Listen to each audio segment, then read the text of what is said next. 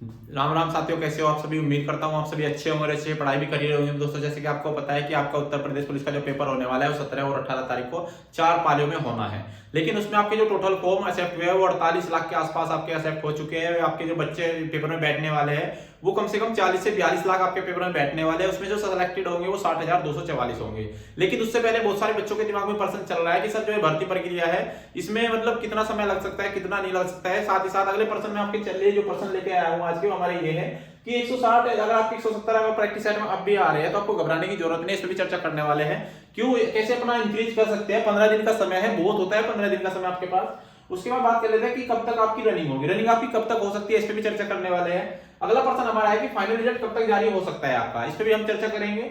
और क्यों 2-3 साल तक आपकी ये भर्ती खींचेगी, क्यों आखिर ये 2 या 3 साल तक आगे क्यों जाएगी, इसका कारण क्या है वो भी मैं आपको बताऊंगा।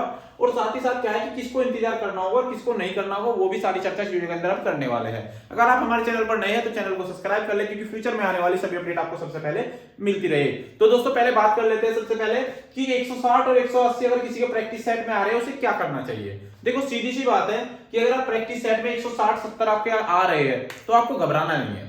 देखो हार नहीं माननी है, घबराना बिल्कुल नहीं है आपको, क्योंकि 160-70 अगर आ रहे हैं तो इसमें एक चीज और हो चुकी है आपके पेपर में कि आपका जो नॉर्मलाइजेशन है वो इसमें जुड़ चुका है।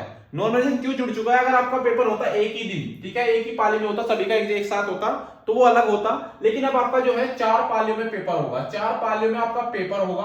और वो 4 पालियों में अगर आपका पेपर होगा तो उसमें नॉर्मलाइजेशन जो होगा, ठीक है, तो वो कहीं ना कहीं जो 160-70 है उनको भी मिलेगा, ऐसा तो नहीं है उनको नहीं मिलेगा। लेकिन आप अपना स्कोर कैसे बढ़ा सकते हैं, सबसे पहले बात देख लेते हैं, हिंदी में चर्चा कर लेते हैं। हिंदी, अगर आप हिंदी में थोड़ा लग रहा है कि आपको मेरे 25 या 30 ही आते हैं तो भाई आपको जरूरत है रिवीजन की। आप रिवीजन इतना करिएगा कि आप हिंदी में कम से कम 30 प्लस तो आप आराम से पहुंच जाए। तो देखो हिंदी बहुत आसान भी नहीं होती और हार्ड भी नहीं होती है, तो अपनी उम्मीद बना के चलेगा कि आप 30 प्लस आपने हिंदी में कर ले किसी तरह। 15 दिन का समय है, जो आपके कमजोर टॉपिक्स है उनको कवर कर लीजिएगा। जो आपको लग रहा है जो प्रैक्टिस सेट आप दे रहे हैं कि आपको पता है कि मेरा प्रैक्टिस सेट में स्कोर में हिंदी में मैं इतना कर पा रहा हूं, कौन सा मेरा टॉपिक है जिसमें मैं गलत कर रहा हूं, तो उस पर ज्यादा फोकस करिएगा। उसके बाद दूसरी बात कर लेते हैं रीजनिंग। रीजनिंग इसमें तुरुप का इक्का है आपके लिए इस भर्ती में, क्योंकि रीजनिंग में आपके 56 क्वेश्चंस आने हैं और 56 में से आपकी उम्मीद होनी चाहिए कि 50 के अराउंड, प्लस माइनस 1-2 चल जाएगा, लेकिन 50 करने की कोशिश करिएगा कि हम 50 सही करे आए। क्योंकि 2-4 क्वेश्चंस ऐसे होते हैं जो आपको पता है कथन और निष्कर्ष, कथन और अवधारणाएं होती है, ये सभी की ज्यादातर गलत होती है। तो हो सकता है उसको भी बहुत सारे बच्चे सही करेंगे, लेकिन उम्मीद है कि वे 5 से 7 आते हैं क्वेश्चन तो वे आप सही ना कर पाओ, तो फिर भी बाकी जो और एक्स्ट्रा जो आपकी चीज बच जाएगी उनको आप कवर कर लीजिएगा। उसके बाद बात कर लेते हैं मैथ। मैथ, अगर आपके मैथ में स्कोर जो 19 क्वेश्चंस आपके आएंगे, अगर मैथ आपका थोड़ा वीक है तो उम्मीद करिएगा कि कम से कम आप 8 या 10 सवाल तो हल कर ही लेंगे, इतने तो आप कर सकते हैं ना। तो कम से कम उम्मीद रहेगी आपकी कि कम से कम 8 या 10 सवाल आप इसमें आराम से कर लीजिएगा अगर आप वीक है। और जो थोड़ा स्ट्रॉन्ग बच्चा है वो कम से कम 14 और 15 सवाल करने की गुंजाइश रखता है कि वहां कर सकता है। लेकिन हमने आपका सिर्फ 8 या 10 मांग लिया, इससे ज्यादा आपका नहीं मानते। लेकिन उसके बाद बात कर लेते हैं कि आपकी जीएस बची है। जीएस जो होता है बहुत सारे बच्चों का दिमाग में पैदा करता है कि सर जीए में बहुत कमजोर है। तो जी के सभी की कमजोर होती है, किसी की हार्ड भी नहीं होती, लेकिन बहुत सारे बच्चे होते हैं जो मतलब कि पहले से तैयारी कर रहे हैं, उनका थोड़ा ठीक ठाक होता है जीके। लेकिन जीके में अगर आप थोड़ा मीडियम छात्र भी है जो 160-70 आ रहे हैं, जो बता रहे हैं कि हमारे 160 ही 70 आ रहे हैं, तो मैं उनको बताना चाहूंगा कम से कम जीके में तैयारी रखिएगा, कम से कम 18 या 20 तो आप कर रहे हैं। तो ये टारगेट तो अपने दिमाग में सेट करके चलेगा कि मुझे इतने तो लाने ही हैं। और इसमें लाने के लिए जीए के लिए मैंने अलग से एक वीडियो बना रखा है, उसमें आप देख लीजिएगा, उसमें आपका जीके मजबूत हो जाएगा। मैंने बताया घटना चक्र पढ़ते रहिएगा, ठीक है। अगर इनको सबको मैं अगर ऐड कर देता हूं 50 और 30 कितने होते हैं 80 और 10 मान लेते हैं 90 और 18 यहां से जोड़ लेते हैं तो टोटल आपके 108 बैठते हैं। और आपके कितने आ रहे हैं 160 आ रहे हैं, तो इससे तो आप 28 क्वेश्चन यहां से प्लस में जा रहे हो।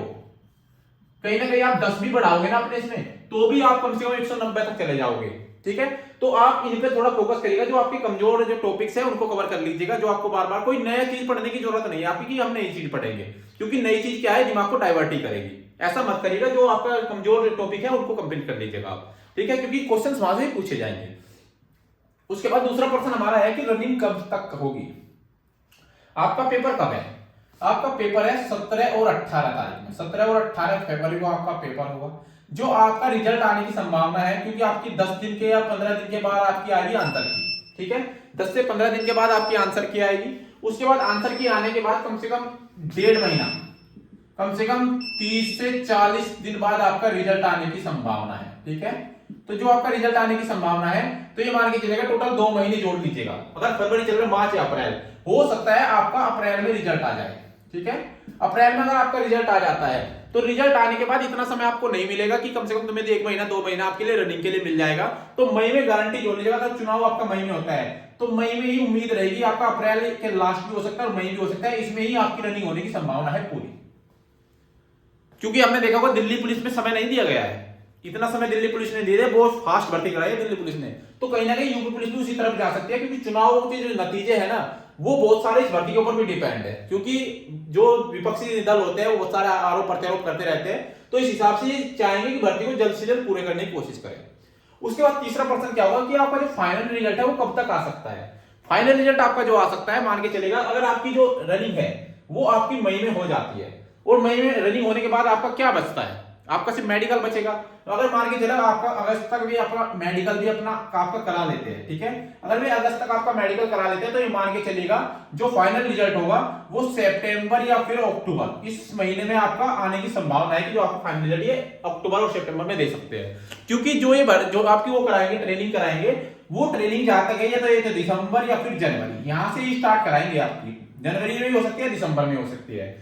ठीक है, तो ये आपको अच्छे से समझ आ गया। उसके बाद बात कर लेते हैं क्यों आखिर आपकी भर्ती 2 या 3 साल तक जाएगी, कैसे 2-3 साल तक खींचेगी भर्ती, उस पर मैं बात कर लेता हूं। इतने समझदार सभी है, ऐसा तो नहीं है कि समझदार नहीं है।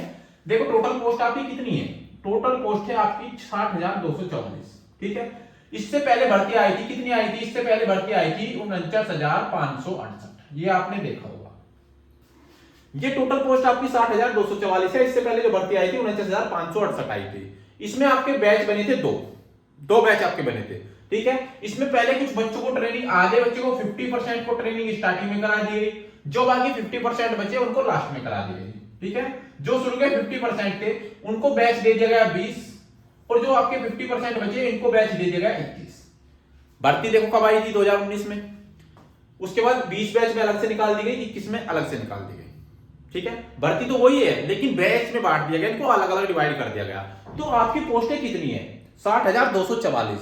और यूपी में इतने ट्रेनिंग सेंटर नहीं है कि आपको सभी को एक साथ वो ट्रेनिंग पे भेज दे।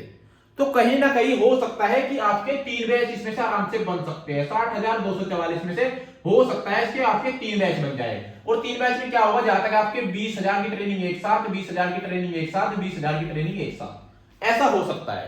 क्योंकि ट्रेनिंग सेंटर ज्यादा तो है नहीं। चलो मान लेते हैं कि 30-30 लाख की 2 पार्ट्स में हो जाते हैं। अगर 30-30 लाख 2 पार्ट्स में भी हो जाते हैं तो भी फिर भी आप 2 साल तक तो वेट करोगे। अब मान के चलेगा जो पहला बैच है आपकी, मैंने क्या बताया, ट्रेनिंग मैंने बताई थी दिसंबर और जनवरी में अगर आपकी ट्रेनिंग स्टार्ट होती है तो पहला बैच अगर दिसंबर जनवरी में जाता है तो ये पास आउट कब होगा, ये जब होगा जुलाई के आसपास जाके। ठीक है, जुलाई और अगस्त में जाके पास आउट होगा।